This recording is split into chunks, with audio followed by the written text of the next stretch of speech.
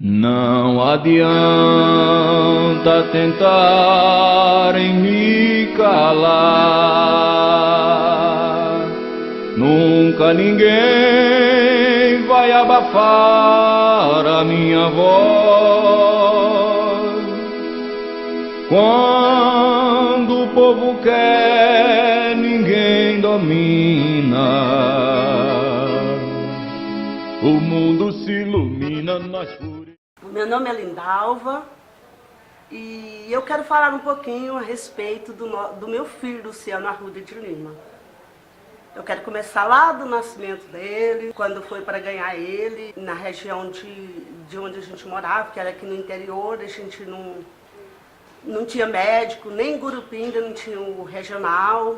A gente precisou de ir para Porangatu, onde já estava mais estruturado, que já tinha um hospital público, que a gente sempre não tinha assim, uma condição para pagar um hospital particular. Eu fiquei 30 dias antes e 30 depois que eu ganhei ele, naquele hospital. É o caso que a gente ficou lá e o doutor Edgar, que foi o médico que fez meu parto, olhava para aquele menino e dizia: esse menino vai ser um grande homem na terra, vai ser um grande homem no nosso estado, no nosso Brasil.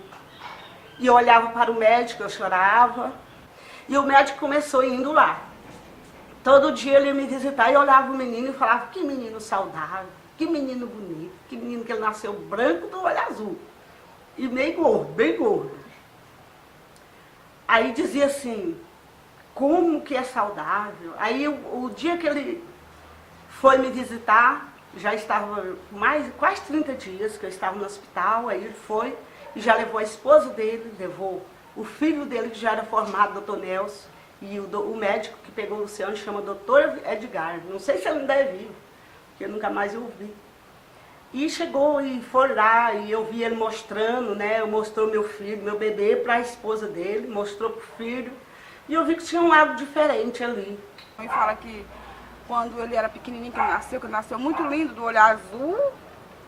E um médico pediu, né? Porque eu tinha pena da minha mãe, pelo fato da minha mãe ter um filho especial. E ele virou para mim e falou: eu quero te pedir uma coisa, mas se a senhora não puder dar, não vem ficar contrariada comigo, não. Eu falei: o que é, doutor? Pode falar. Ele falou assim: eu quero te pedir esse bebê para mim, fazer dele um grande homem, porque esse homem é um cabra sábio, sabido, muito sabido. Porque esse rapaz, desde o dia que nasceu, eu vejo um menino esperto, de olho aberto. A gente não vê aquele chororô nele, um menino esperto. E de repente minha mãe se sufocou e disse: não, eu vou criar o meu filho.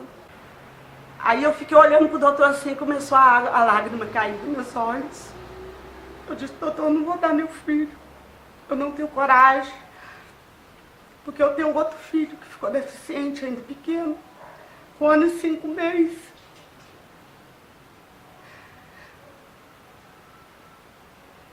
E eu não tenho coragem de dar, porque é um presente de Deus para mim, esse menino. E eu quero dizer para o senhor: eu não tenho coragem de doar meu filho para ninguém. E o médico também chorou, a esposa dele chorou, e o outro médico também, filho dele, chorou. E disse para mim: não, tudo bem, tudo bem. Eu falei: por quê? Eu já tenho outro deficiente. Eu pedi a Deus que me desse esse sadio. Eu falei: Deus, isso aqui está deficiente agora, então me dá um sadio. E eu estava grávida dele quando eu passei por essa turbulência do meu filho ser acidentado, mas Deus não deixou eu perder ele. E ele está aqui. E depois ele veio crescendo, sempre nós no interior, depois nós mudamos para a cidade. Ele começou a me pedir: mãe, faz alguma coisa para nós vender, para mim vender para a senhora. Eu disse para ele: não, meu filho, você não sabe ainda vender nada na rua, você tem 7, não tem nem 8 anos ainda, você não sabe fazer troco. Ele dizia: mãe, eu sei fazer troco, faz para a senhora ver. Eu experimentei, fiz. Naquele tempo eu não tinha fogão a gás. Eu fiz no fogão de lenha, com a panela lá, botava as brasas por cima, fiz pão de queijo, fiz outras coisas para ele vender, fiz pastel, coxinha, sonho, e tinha uma bandeja, ele saiu e foi vender. E ao passar umas 2 horas, mais ou menos, ele voltou com aquela bandeja, balançando a bandeja e suviando, e chegou com o dinheiro e me entregou. Quando eu peguei aquele dinheiro, que eu contei que é o dinheiro que estava tudo certinho, do tanto que ele falou que sabia fazer o troco, veio certo o dinheiro, eu disse, ó, meu filho, eu vou te dar 30% toda vez que você vender. E fiquei muito alegre, porque a gente não tinha salário. E aí começou essa renda, essa renda para dentro da nossa casa, aí a gente já podia comprar uma carne, que até então a gente não podia comprar carne todo dia. Muitas vezes passava até 2 semanas, 3 semanas sem comer carne. Aí ele, já grandinho, já olhava o jeito das outras casas, ele tinha vontade que a gente fosse igual. Mas só que, porém, não era muito fácil nossa situação financeira. Mas ele foi crescendo, daí uns 2, 3 anos, ele disse, mãe, eu quero já arrumar um emprego. E o primeiro emprego que ele arrumou, eu já tinha 12 anos. Eu tinha 12 anos de idade, ele fez o teste, o mesmo trabalho que a gente fazia junto para vender, que eram os salgados, bolo, que era num posto de gasolina. Aí ele fez o teste, ele passou. Aí ele passou a ganhar um salário mínimo. Mas aquilo para nós já era dinheiro, muito dinheiro, porque a gente não tinha emprego ainda, até então. E quando ele chegava em casa, ele recebia por semana, toda semana ele recebia, dividia nas semanas o tanto que ele ganhava por semana. Então ele chegava com dinheiro e me entregava e dizia, mãe, faz as compras da casa, eu vou ficar só com esse pouquinho para tomar um sorvete e um refrigerante. E comprar umas balinhas para me levar para casa dos meus amiguinhos ali para nós chupar. A infância do Luciano foi uma infância muito turbulenta. Ele tinha vontade de ter uma bicicleta, mas só, porém, que a gente não tinha condição de comprar a bicicleta. E eu já tinha prometido para ele que eu ia fazer a poupança para ele comprar a bicicleta dele. Mas só que nesse intervalo, enquanto essa poupança crescia e veio a ter alguma coisa lá nessa poupança, ele começou a emendar uns pedaços de bicicleta que ele arrumava quando ele saía. Ele saía para vender os bolos, né? E aí ele achava um cano, achava um quadro da bicicleta e foi emendando, até que ele emendou a bicicleta de verdade, deu certo. E quando eu vi meu filho andando naquela bicicleta, ela ficou autona, a bicicleta ficou autona, e ele quase não encostava os pés, mas ele queria ser um homem de verdade, grandão, né? Aí ele pelejava até que dar conta de andar nessa bicicleta, eu fiquei com muita dó dele, e aí a gente já estava com uma condiçãozinha, porque nossas vendinhas estavam dando bem. Aí eu fui lá na loja e comprei uma bicicleta prestação para ele, e entreguei para ele. Foi o dia da alegria maior do mundo da vida dele, foi o dia que eu recebi a primeira bicicleta, e ele me ajudava muito, né, a cuidar do meu filho, que é deficiente. Ele foi acidentado com 1 ano e 5 meses, ficou deficiente. E então ele me ajudava muito a cuidar desse menino e cuidar das irmãzinhas dele também. Inclusive, foi o Luciano Arruda que ensinou as irmãzinhas dele a cozinhar, porque eu ensinei ele primeiro e ele ensinou as irmãzinhas dele, a Lucinez e a Laodiceia, minhas 2 princesas, a cozinhar, fazer comida. Aí então isso foi passando. Quando ele já tinha 14 anos, ele montou uma própria fábrica de salgadinhos para ele. E ele fazia o salgado, ele fritava o salgado, ele assava os salgados, e saía e entregava na rodoviária de Formoso, entregava em outros comércios que ele arrumou, para ele entregar. Depois, a hora que ele já tinha 16 anos, ele arrumou emprego lá na padaria, na panificadora do finado Toninho. Lá ele trabalhou vários tempos de padeiro. Depois a gente, por umas coisas pessoais, eu não quis mais que eu trabalhasse lá. E disse para ele, meu filho, vamos formar uma padaria para nós. Aí nós formamos uma padaria, ele foi trabalhar. Ele que entregava, ele ia, fazia os pães, depois ele ia, assava os pães, e pegava a bicicleta, que não tinha carro ainda, e saía de bicicleta para entregar os pães para os outros venderem, nos outros pontos, nos outros mercados. E assim foi. Até então, quando ele já tinha 19 para 20 anos, aí a gente já tinha a nossa própria empresa. Nós começamos praticamente do nada, mas aí já tínhamos as nossas próprias empresas. Aí veio o tempo que meu esposo adoeceu, que era também um grande homem na cidade, gostava muito de fazer algo por as pessoas, uma pessoa que a gente sabe que ele era uma pessoa boa. Mas ele adoeceu e ficou de 15 a 20 dias doente e nada veio a descobrir aqui em Formoso. E ele ficou doente por uns 2 anos e nada descobriu. E eu pedia, gente, passa para outro lugar. E era muito difícil, porque ele estava ainda muito jovem, nosso estado. Ainda não tinha, assim, muito desenvolvimento na saúde. No dia 3 de abril de 1999, a gente teve uma notícia muito... não indiferente para os brasileiros, assim, principalmente para a minha cidade, né? Meu pai era muito conhecido, muito querido, um político saudador, que a gente chama. E, de repente, meu pai ficou 7 dias internado na UTI. E nesses 7 dias ele deu 3 crises, ele teve neurisma cerebral. E quando a gente conseguiu um encaminhamento para Gurupi, meu pai já tinha dado a 3ª crise, já chegou em estado degradativo, né? E de repente minha mãe foi a pessoa assim que mais sofreu. 4 filhos, tudo adolescentes, um filho especial. E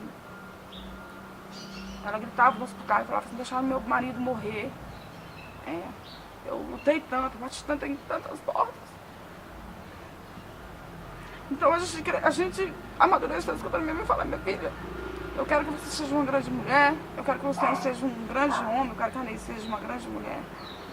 Porque eu lutei pela vida do seu pai. Seu pai poderia estar do seu lado, lá de vocês hoje, mas eu não tive força. Ela sempre falava pra gente, outro sistema, que minha mãe foi professora. Mãe, Alvorada do Tocantins, ainda tem pessoas que lembram da história dela lá. E assim, foi um período muito difícil para minha família, porque o Luciano se sentiu como responsável pela família, né? Pelo fato das dificuldades que a gente vivenciou, que a gente viveu nesse período. Eu levantei 5 horas da manhã e fui até a padaria para comprar pão, padaria de Luciano Arruda. E quando eu fui comprar o pão, ainda com escuro, a irmã Lindalva, a esposa do Antônio Arruda, ela me falou, eu perguntei por ele e ela disse, olha, ele foi passando muito mal para o hospital. Eu não perdi tempo, eu já peguei meu carro, fui para o hospital. Quando eu cheguei ali, ele estava com a melhora muito boa. E conversando com ele, de repente, ele parou de conversar comigo e começou a se ruxear, começou a ficar diferente. Eu chamei os médicos e enfermeira e quando eles vieram para ver a situação que ele estava, já estava dando os últimos suspiros. Veio a falecer, meu esposo veio a falecer e foi no tempo que o Luciano se alavancou e disse, eu vou ser político, porque eu quero ajudar o povo dessa região, ajudar o povo a alcançar uma saúde de boa qualidade, alcançar uma educação de boa qualidade, alcançar algo que eles possam ser mais satisfeitos com os políticos. E eu quero ser este político. A minha história é meu irmão. Ninguém consegue individualizar eu dele, sim. Pelo fato de a gente ser muito unido e ter... O Luciano ele não é meu irmão. Ele é um pai, sabe? Se eu puder chamá-lo de pai, né? Não posso, porque a nossa diferença de idade é pouca. Mas é amigo, irmão, companheiro. É o cara que eu quero ver ele um dia sorrindo de verdade. Hoje a gente vê que ele é um bom pai, ele é um bom filho e ele é uma pessoa boa para a sociedade também. A gente fala assim que o Luciano não mora aqui em Formoso. Quando o Luciano falou assim, eu recebi um convite para morar em Palmas, eu tive mais ou menos uns 20 minutos para dar uma resposta para ele. Eu fiquei pensando, vou perder meu irmão mais velho, que para mim ficou no lugar do meu pai, logicamente. Eu falei assim, quando um pai de família mora numa cidade que está passando necessidade de fome, ele tem que sair dela. Ele tem que viver. Foi isso que ele fez. Eu tive que escolher entre o coração e a razão e uma decisão. A minha decisão foi forte. Então não vai. Vai que depois eu vou. Já acompanho o Luciano, já conheço ele há 28 anos. Tem 4 políticos que eu voto nele, quando nós acompanhamos ele. Ele é muito humilde, gente boa demais aqui. A história boa para nós aqui na cidade. Então eu acompanho ele há 28 anos, conheço há 28 anos na cidade. Nós todos gostamos dele, ele é muito humilde, trabalhador, família muito humilde, conheço a mãe dele, conheço a irmã dele, aqui dentro da cidade. E é gente muito humilde, né? Eu voto nele porque ele merece o voto, ele é pessoa do nosso lado aqui, é pessoa pobre. E nós acompanhamos ele, porque ele é aqui da cidade. E ele mora aqui há muitos anos. E aí nós votamos nele por causa disso, que nós precisamos votar nele, nós votamos nele. Ele é nosso candidato daqui da cidade, que ajuda, tenho certeza que se ele ganhar, ele vai ajudar aqui a cidade. Eu gosto do Luciano, pois eu considero ele como o meu filho, pois para mim, muito homem de responsabilidade, o Formoso é cheio. Mas um homem que mandou o meu filho, eu, coração, vou morrer de ver, mas não esqueço do Luciano nunca no mundo. O único homem daqui de dentro do Formoso do Aragaia, quando eu prostei, me virando por as mãos dos outros, da Terezinha, da Sebastiana e do Viva Deus no céu, viva o Luciano Arruda, Jesus, que ele ganhe. Que um homem daquele precisa de comandar a cidade. Na garagem, que bota carro, apanhar o carro dele e me deixar na casa da minha filha para eu acabar de me tratar quando eu cheguei do Gurupi. Foi o Luciano Arruda. O mundo se ilumina, nós por ele por nós. O mundo se ilumina, nós por ele por nós. O Tocantins quer seguir em frente com o Luciano Arruda, homem da gente. Ele vai trabalhar com coração, sabe cuidar bem do povo.